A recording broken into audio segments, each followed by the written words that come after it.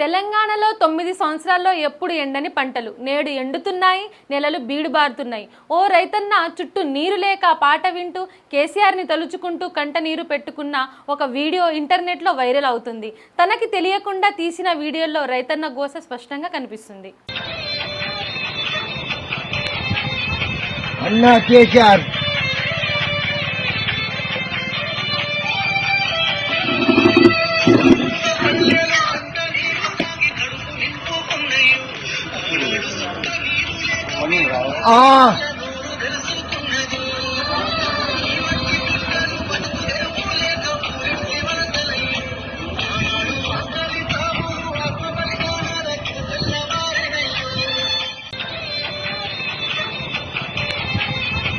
Anna KCR